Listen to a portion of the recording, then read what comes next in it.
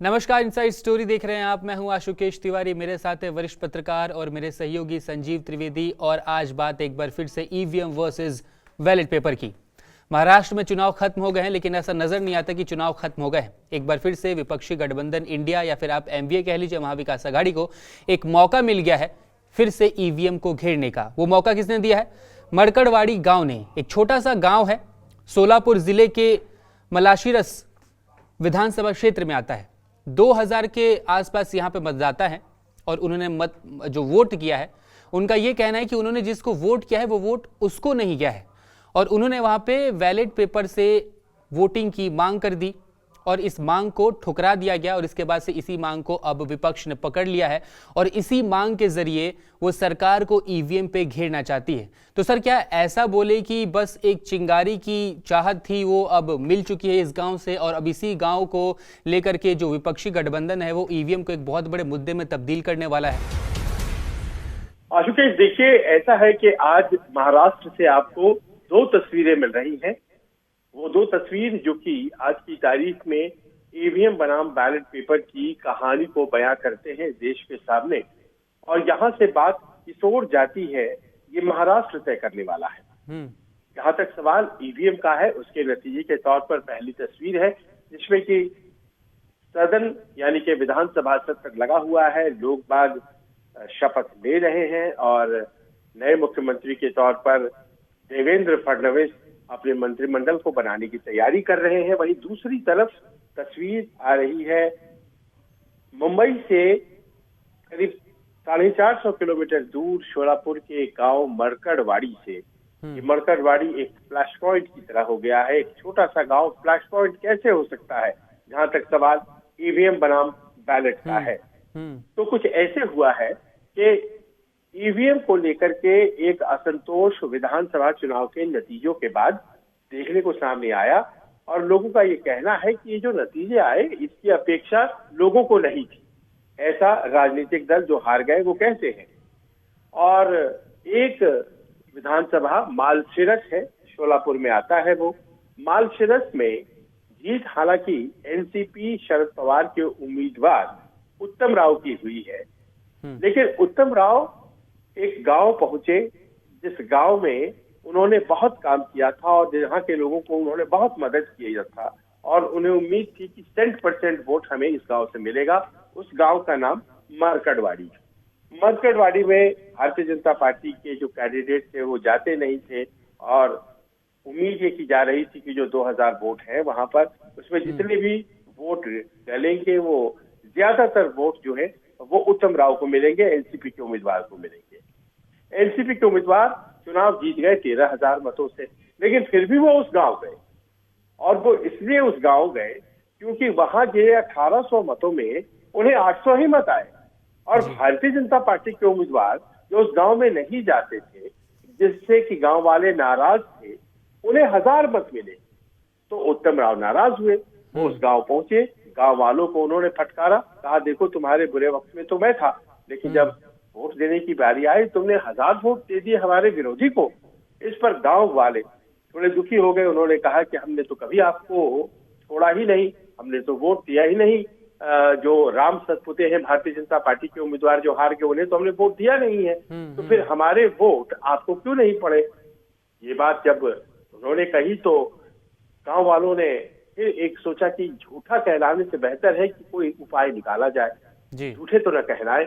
और उन्होंने कहा कि हमने दोबारा साबित आपके सामने करना है कि हमने आपको वोट दिया था। तो वो कैसे साबित होगा? तो ये हुआ कि बैलेट पेपर 2000 छपवाए गए और बैलेट पेपर में नाम उसी तरह से रखे गए तमाम कैंडिडेट के जिस तरह से चुनाव में रखे गए थे मशीन के ऊपर, ईवीएम मशीन के ऊपर। और बैलेट पेपर पर जो नाम थे वो बैलेट पेपर 5 बूथ में बांटे गए। वहां पर 5 बूथ भी गांव में बनाए गए, पोलिंग बूथ। और गांव वालों को कहा गया कि अपने अपने वोटर कार्ड के साथ आप 3 तारीख की सुबह 8 बजे पहुंचिए, 3 दिसंबर जो बीत गया। और 8 से 4 बजे तक होगी पोलिंग और उसके बाद होगी काउंटिंग। और काउंटिंग के जरिए हम साबित करेंगे कि हमने वोट उत्तम राव को दिए या हमने वोट राम सतपुते को दिए। उत्तम राव ने बोला चलिए ठीक है, जब आप ये कहते हैं तो हम इस प्रयोग के लिए तैयार हैं। अचानक पुलिस को इस बात की भनक लगी, तो महाराष्ट्र पुलिस ने आकर के ये सारी प्रक्रिया रुकवा दी, बोली ये गलत है, ऐसा नहीं होना चाहिए। लेकिन जैसे ही रुकवाई ये बात फैल गई और उसके बाद ये फैलते फैलते पहुंच गई पवार साहब तक। पवार साहब ने वहां इस बात को जब सुना कोल्हापुर में, तो उन्होंने कहा मैं खुद जाना चाहता हूं। और आज आप देख रहे हैं कि वो पहुंच गए हैं मरकड़वाड़ी, और मरकड़वाड़ी में दोनों तरफ से लोग जमा हो गए हैं। भारतीय जनता पार्टी वाले कह रहे हैं बहुत काम करवाया है, और उधर एनसीपी वाले पहुंच गए हैं कि भाई मरकड़वाड़ी से ही ईवीएम खिलाफ आंदोलन चलेगा। आखिर आप हमें वोट करने कैसे नहीं दे सकते हैं? हमारा वोट करना अधिकार है, हम एक बैलेट के जरिए प्रयोग कर रहे हैं।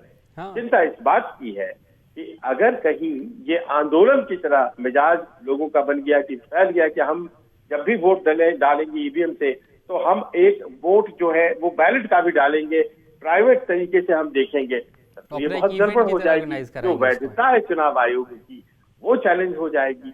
तो इन चिंताओं के बीच बात बनी रही थी कि मरकड़वाड़ी को अब राष्ट्रीय नेताओं ने उठा लिया है, और आज शरद पवार की वहां की यात्रा के बाद अब सुनने में ये बात आ रही है आशुतोष कि राहुल गांधी की यात्रा होने वाली है, और राहुल गांधी मरकड़वाड़ी जाएंगे, और मरकड़वाड़ी से वो ईवीएम के खिलाफ बैलेट यात्रा शुरू करेंगे। ऐसी यात्रा जिसकी बात पिछले दिनों आपको याद होगा मल्लिकार्जुन खड़गे ने की थी, जब दिल्ली की बैठक में उन्होंने कहा था कि एक इलेक्शन बचाने के लिए ईवीएम के खिलाफ भारत जोड़ो यात्रा करने की जरूरत है। पिछले दिनों में बात कर रहा था प्रणीति शिंदे से, जो कि शोलापुर से सांसद हैं, उन्होंने भी इस बात की बात हमें बताई थी कि हम लोगों को ऐसा लगता है कि एक यात्रा निकाली जानी चाहिए, और हम शोलापुर से इसको शुरू करेंगे। जरा ये प्रणति क्या कह रही है ये भी सुन लीजिए। कुछ ये बहुत चालाकी से करते हैं, कहाँ करना है कहाँ नहीं। महाराष्ट्र एक बहुत ही इम्पोर्टेंट स्टेट थी, और इसीलिए यहाँ पे वो हो गया है, करवाया गया है। और अभी कांग्रेस और इंडिया अलायंस की तरफ से हम बहुत बड़ा एजिटेशन इसके बारे में ले रहे हैं, और हम चाह रहे हैं कि बैलेट्स में ही इलेक्शन।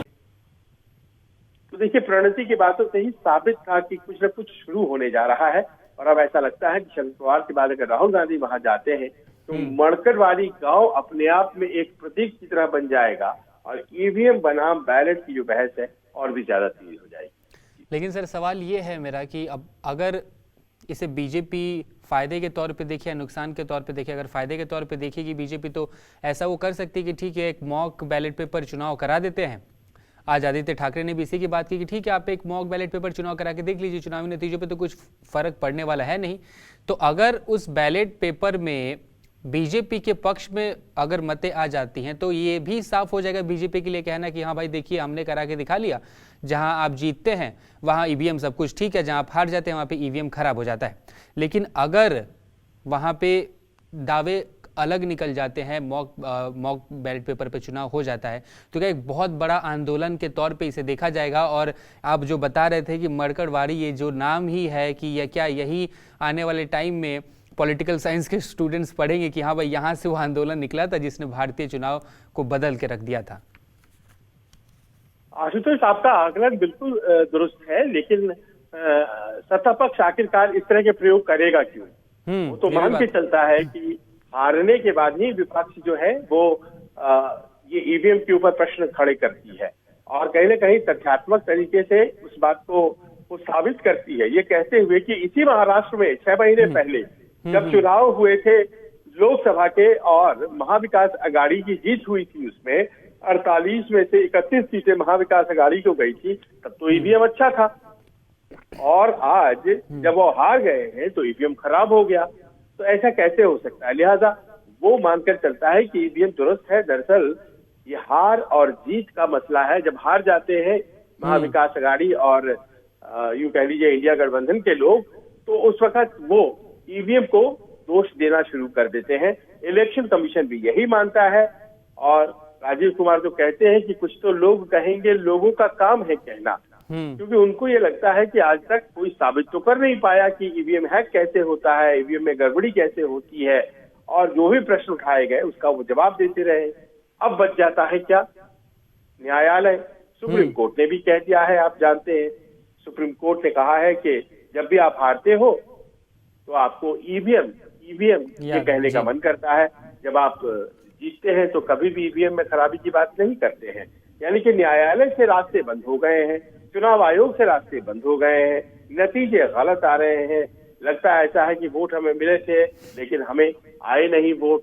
तो ऐसे में मरकटवाड़ी क्या उस आंदोलन की एक तरह से उद्गम स्थली बनेगा, जो कि कभी कभी होता है, न्यायपालिका से भी निराश हो जाते हैं, विधायिका से भी निराश हो जाते हैं। तो जब लोगों के बीच से कोई आंदोलन खड़ा किया जाता है तो क्या मरकटवाड़ी कुछ ऐसा बनेगा? प्रश्न यहाँ पर सिर्फ मरकटवाड़ी का नहीं है, प्रश्न ये है कि कांग्रेस या विपक्षी दल ऐसा लग रहा है कि कुछ बड़ा सोच रहे हैं। और जो हमारी जानकारी है उसके अनुसार ये भी है कि आने वाले दिनों में क्या चुनाव के बहिष्कार की बात भी हो सकती है, क्योंकि विपक्ष को ये लग रहा है कि हर बार जब चुनाव होते हैं तो हम हार जाते हैं। हार के बाद हम जब ईवीएम को दोष देते हैं तो लोग समझते हैं देखो जी हार गए तो ईवीएम को दोष दे रहे हैं। हम बिना हारे अगर ईवीएम को दोष देंगे तो वही तो हमारी विश्वसनीयता होगी ना जी। तो बिना हारे अगर आप ये कहें कि देखिए हम इस चुनावी प्रक्रिया में विश्वास नहीं करते हैं और हम अब चुनाव में तभी जाएंगे जब बैलेट होगा तो हमारे लोग विश्वास करेंगे। पर दिक्कत अब ये है कि अगर इतना टफ पोजीशन ले लिया जाता है तो फिर बहुत से लोग होंगे जो कि विपक्ष में होने के बावजूद ईवीएम के साथ चुनाव के लिए तैयार हो जाएंगे और पता चला आधा विपक्ष वोटिंग में जा रहा है, आधा विपक्ष वोटिंग में नहीं जा रहा है। तो सिलसिला जो है वो बड़ा कंफ्यूजिंग हो जाएगा। सत्ता पक्ष के लिए तो चीजें आसान हो ही जाएंगी। तो अपने आप में ऐसा लग रहा है कि बड़ा गड्ढम गड्ढ सा हो गया है। और इसी बीच ये आंदोलन एक नए तौर पर खड़ा करने के लिए हो सकता है कि आने वाले दिनों में आप राहुल गांधी को पैदल सड़क पर ईवीएम हटाइए, बैलेट लाइए, इस तरह की बात करते देखेंगे। हालांकि बैलेट लाने के अपने कई नुकसान हैं, पूर्व में वो देखे गए हैं। आशुतोष, आप भी जानते हो। देखिए, कांग्रेस को एक चिंगारी की जरूरत थी। लगता है कि महाराष्ट्र से उसे वो चिंगारी मिलने वाली है और मल्लिकार्जुन खड़गे बोल चुके हैं कि हम एक यात्रा निकालने वाले हैं, ईवीएम हटाओ यात्रा। अब ऐसे में क्या राहुल गांधी सच में जाएंगे मरकटवाड़ी? क्या वहां जाके लोगों से मुलाकात करेंगे? क्या ये वही चिंगारी होगी जिसकी दरकार विपक्ष को होगी? क्या इस चिंगारी के जरिए सारे विपक्ष एक साथ नजर आएगा, जो कि संसद में एक साथ नजर नहीं आता? ये वक्त बताएगा। फिलहाल आज की इनसाइड स्टोरी में इतना ही। और भी जानकारी के लिए News 24 देखते रहिए। फिलहाल इस वीडियो में इतना ही। वीडियो को शेयर कीजिए और चैनल को सब्सक्राइब करना बिल्कुल ना भूलिए।